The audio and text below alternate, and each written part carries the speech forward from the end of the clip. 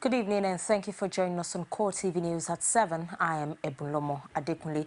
Local authorities in Maiduguri have confirmed that the suicide bomber that hit a market on Saturday is an underage girl. They came to this conclusion on sighting the upper body of the suicide bomber that was detached from the main body. The bomb was detonated while she was passing through security checks at the entrance of the market. No fewer than 20 people were killed in the market, including 2 vigilante members who were searching her. The same market was hit on December 1st by 2 female suicide bombers. Legal practitioners in Lagos have thrown their weight behind the APC presidential ticket, Buhari and Oshibajo, for the presidential seat ahead of the February 14th polls.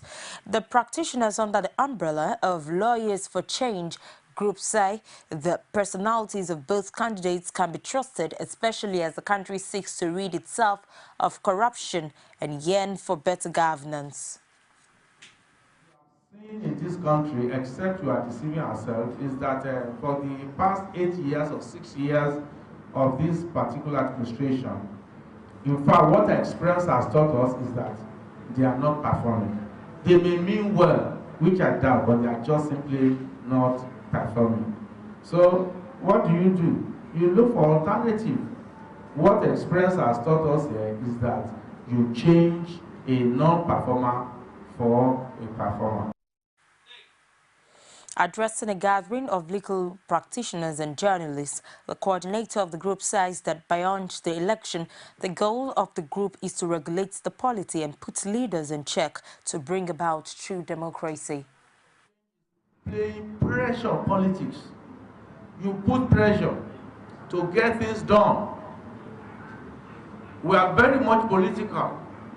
Forget it, very much political. Of course, I'm interested who becomes the leader of my country.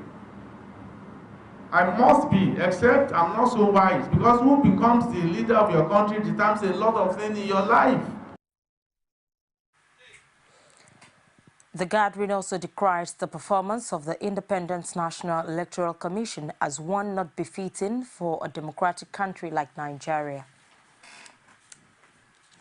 As the presidential campaigns kicks into top gear across the nation, Osun State Governor Rauf Aregbesola has restated the need for Nigerians to vote for a president who will manage the nation's resources well in the face of the economic hardship faced by Nigerians.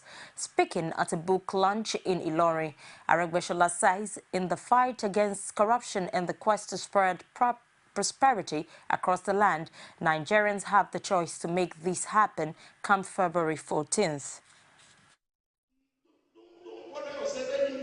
Symbol or whatever. What matters now is that we must stop corruption. We must stop mismanagement of our resources. If a party we are administering Nigeria and during the course of that administration, the nation loses on every day 400,000 barrels, which in a day translates $20 million. Which in a year translates to 1.2 trillion naira. It's not to say enough. It's time to say enough is enough.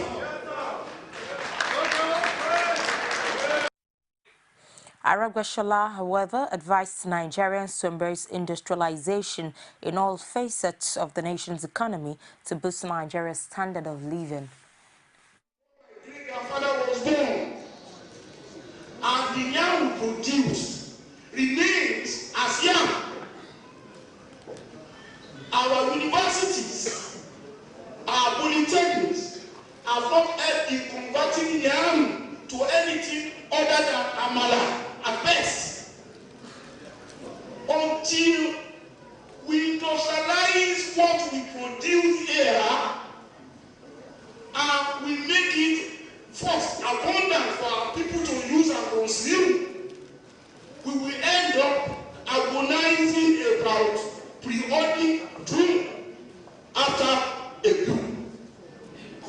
So, the way out of our challenge as a people, as a nation, is to promote food production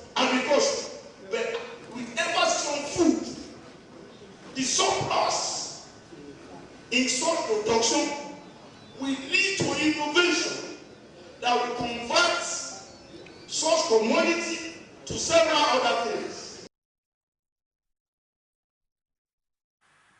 The dust raised by the assassination attempt on the factional speaker and leader of the APC lawmakers in Ekiti State House of Assembly, Adewale Omere, is yet to settle. In a new twist, the APC lawmakers accused the State Commissioner of Police of taking sides with Governor Ayodele Fayose to ignore petitions sent to him. The APC lawmakers also accused Fayose of stopping their salaries and using the police to protect their PDP colleagues. The governor and the police, however, denied the accusations in this report presented by Rashid. Stemming from the drama that followed the assassination attempt on the life of Omere, other APC lawmakers of the House have come out to accuse Fayose of using security apparatus in the state to harass them. The governor's spokesperson, Ido Adelusi, however, described the APC lawmakers as jokers. Fayose told us in the last meeting that we had with him that if he decides to support those 7 that day, that 7 will turn out to become the majority with the support of the police and army and every power that he has. And that is what we are currently witnessing. It is not true. The governor had only appealed to them to cooperate with him in the interest of Ekiti State. The APC lawmakers also accused the Ekiti State Police Commissioner Taiwo Lakanu of complicity by sweeping their petitions under the carpet, an accusation denied by the state police boss. You will write, you will send it to me from whether from Lagos or Sokoto, you want me to investigate, and you will not complain that your matters are not being investigated. It's wrong. He claimed to have rescued the Speaker of the State House of Assembly. Why didn't the Commissioner of Police bring out that particular petition for discussion between him and the Speaker? Lakanu takes a swipe at the APC lawmakers for rebuffing all offers of protection by the police, as well as moves to come and defend their petitions. The APC lawmakers, however, disagreed with the State Police Commissioner. We have written to him, and we strongly believe that the only thing he's supposed to do is just to go there and dislodge this element. Those who are away, it's not my problem. Some of them will write petitions from wherever they are and will expect me to investigate. The petitions are not connected that way. We have always been in Ado-Ekiti and we will continue to be in Ado-Ekiti. But what they want to achieve, we are not going to give it to them. Beyond this, the APC lawmakers and Fayose are also at loggerheads over their unpaid salaries. Now that I'm talking to you, honorable members have not been collecting salaries from the APC, 19 of us. The Accountant has actually instructed all the banks to peg our individual salary in account. The governor could not have stopped their salary. We have the House of Assembly Service Commission. So whatever that has to do with their salary should be directed to the House of Assembly Commission. The APC appears not ready to budge. Honorable Speaker gave this undertaking, apologizing to Governor Fayose. Let them publish that undertaking that the Right Honorable Speaker signed. Even if shifts come to shove, we will walk to that house and say, okay, Olubemi, you are claiming that you are the Speaker, and we have our own Speaker. Put yourself up for election on the floor of the House. And there and then the issue will be decided. That is one thing again they are running away from. The crisis rocking the Ekiti State House of Assembly may not end anytime soon, going by the new development. Rashid, CoreTV News, Ado-Ekiti. At the Federal Polytechnic in Ado-Ekiti, protests embarked upon by the amalgamated unions seeking removal of the rector, Theresa Konde, has taken a new twist with polarization in the rank of the workers. The newly recruited staff accused the workers' union of plotting to sack them. Here again is Rashid with more on the protest.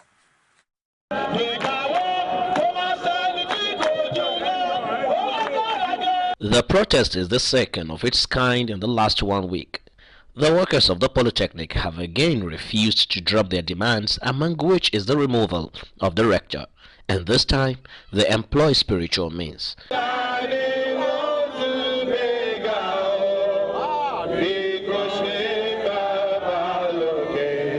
However, The rank of the workers appears divided as they are no longer united.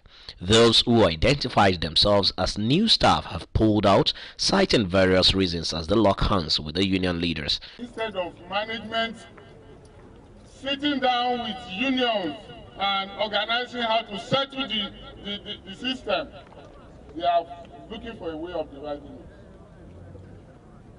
Please forget those forms. They have caused crisis already. Not only is the management working, but the union people are trying to destabilize we new staff because they are saying that we are part of the problem, that we are part of the problem that is happening in the school. They are particularly worried about their employment status. Of the community and the union and the people to be happy about the progress of the institution, the progress of the community, the progress and the welfare of other people. They were saying that it is because of the overemployment. How can a reasonable somebody come to tell me that because I was employed, that is why I'm having problem? I'm saying it now before everybody, that if management tries to retrench a single person employed legally, we will fight to the last. Yeah. As it stands, the unions and the new staff are ready to protect their interests in their own way. These are the medocres that cannot stand outside when they leave this door. That is why they become subject obedient to the power that be. Many of them cannot defend their certificate outside this shop. My appeal to the union leaders is for them to please find a cordial way to resolve this problem and to make sure that the problem is brought to an end. And with the new twist to the development, the crisis may linger for some time to come. Rashid, CoreTV News, Ado Ekiti. It's the CoreTV News at 7. We'll take a break and we'll be back with more stories. Stay with us. From time immemorial, women have birthed life, shaped character, and by extension, influenced the society. Moremi of Ife, Emoten of Benin, Queen Aminat of Zaria, all women of influence and power. Whether it's before election, after election. How ironical, women being so powerful yet have few grounds in decision making. They see you as a wife, and I see you as a wife to a man. We are talking women in politics. A woman will be bold enough to stand up and say, I want to become president of Nigeria. Only on CoreTV News. Thank you for being there. You can also visit our social media platform. On Facebook, facebook.com/CoreTV News. Our Twitter handle at CoreTV News NG. And videos on YouTube, youtube.com/CoreTV with a space, then news. Lagos State Governor Babatunde Fashola signed the 2015 budget into law. The 489 billion naira budget, according to Fashola, was signed on Sunday to ensure effective commencement of government business in the state. How determined, how focused, how serious government is defined by how it treats its budget. I have heard talk about elections in the air and therefore budgets are delayed and so on and so forth. I don't think that there is any legitimate excuse for it, for a government that is able to plan and implement its plan. Part of the planning requires that any serious government should set the budget in advance of the end of the year. On the sectoral breakdown of the budget, the State's Commissioner for Budget and Economic Planning, Ben Akabueze, says the budget is predicated on internal generated revenue of the state. First, revenues that will accrue over the next 12 months, as well as expenditures that we will need to incur. So it is not like we have 489 billion naira sitting in the bank somewhere. We will have to generate these revenues throughout the year over the next 12 months. And so our expenditures will also have to then be paced out in tandem with the revenues. The Lagos 2015 budget has the same size as that of 2014. The Plateau state government has explained its refusal to pay the local government workers their 6-month salaries during the 2012 6-month strike by the workers.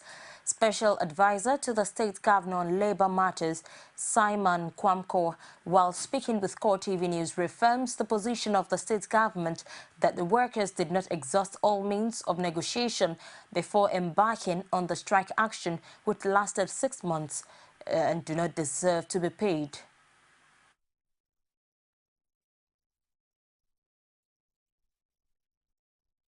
You can only appeal, or you can only negotiate, or you can only use some other avenues. But you know, when it becomes confrontational, that you are not paid for being on strike, then it becomes, of course, recently you know that the federal government had the same thing with the tertiary institutions. And the law was applied, and they were not paid. That if you don't work, you should not pay, be paid. So some people sit down and think that it's Governor Jan's law. No. Far from it. Kwamko says workers must be told that their pay is not a given, but something they must work for. Which salary are they on? During the strike period. During the strike period, we told them clearly that when you do not work, you're not supposed to be paid. This is not the position of Governor John Adebijam. No, it is the position of the law. And I'm a lawyer. There are laws, workers' laws, that provide that every worker is supposed to put in his best on daily basis in his workplace. And it is expected that you are paid your wages at the end of the month as a result of what you've done within that month. Workers in the country to stop being confrontational with the government. Definitely the law that says they should not be paid will apply. There are situations whereby workers will take the government to court because government prevented, assuming they lock the office, we lock this gate now. They say we don't want any worker here. It is assumed that by the end of the month, he will come and ask for his salary because he didn't refuse to come. He was by the gate and you refused him entrance to work. So in the same manner, if the worker carries his tool and says, look, I'm down tooling, he's also saying that I'm not ready to be paid at the end of the month. Now, the other points you must understand, and a lot of Plateau people need to know that, and even workers worldwide, is that you are expected to work for the salary you earn. And even those of us, the Holy Books also mention that.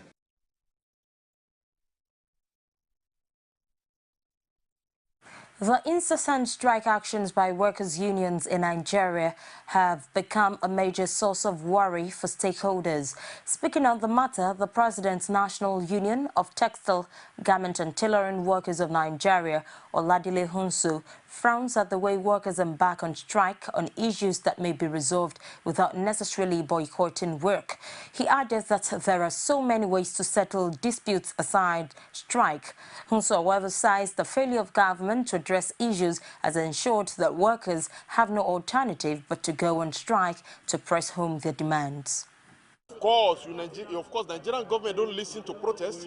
We've embarked on protest march. You understand me? It's only in the country where government respect the people, where government respect the Sanchez agreement, that when you go on the street to protest, it has implication for the government. But Nigerian government, they are not sensitive. If you go on the street to carry placards, they will not listen to you because most of them is not drive their power from the people. Hope you understand. So that's what I'm saying. It's only in a better economy. You understand? In the developed world, if people go on the street to protest, government will be very, very careful, and they'll be jittery. But in Nigeria, we have adopted all forms of protest, either rally, either speeches. You understand me? But government have never listened to any of this, and the language the government understands is strike. Whether the strike has achieved the result or not, that's another discussion for another day. But that is the only language you understand.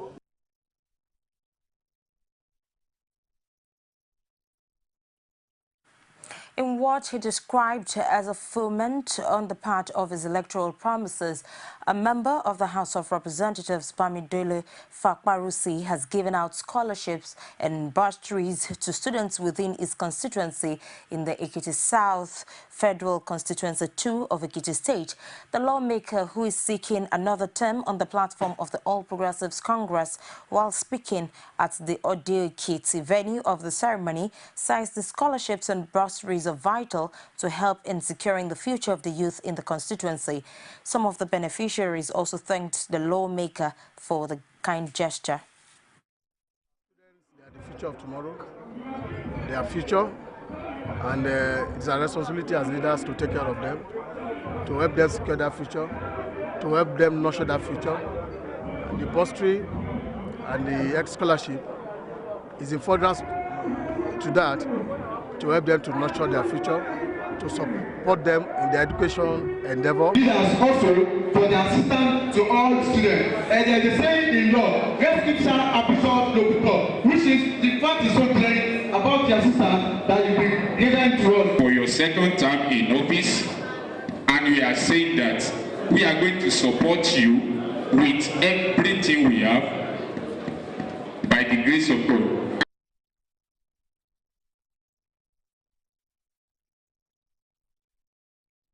We'll take another break now and return with a story from outside Nigeria. Don't go away. You can now watch CoreTV News live from anywhere in the world on our website www.coretvnews.com. Click on Live TV on our website and watch us live. And welcome to CoreTV Primetime Days. To follow us on Twitter, click on Twitter icon on our website. On Facebook, click on the Facebook and YouTube to see all our previous news production. You can also watch us live on YouTube. Click CoreTV, leave a space, then news. CoreTV News, a 24-hour news station.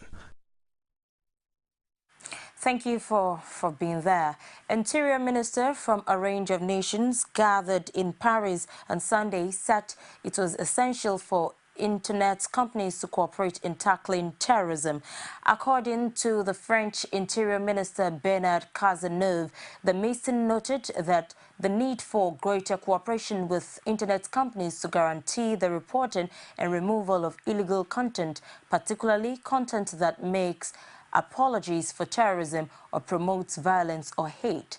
Cazeneuve also says the meeting rose convinced on a need to have a database for passengers traveling through Europe to ensure that those who use flights in the territory to go to theater of wars and also get terrorism training are monitored and prevented from causing havoc. He added that the need to tighten European laws without harming liberty is very urgent. U.S. Attorney General Eric Holder, who also spoke at the end of the meeting, described it as a very productive one. Occurred in France over the past week. I want to thank the Minister for bringing us all here together to discuss ways in which we can prevent such atrocities from occurring in the future. I think we had a very productive meeting where we discussed very concrete measures that our nations can take so that we can ensure that we protect the values that truly unite us. On this day, we are all French citizens. I am a citizen of France, and we stand in solidarity with the French people.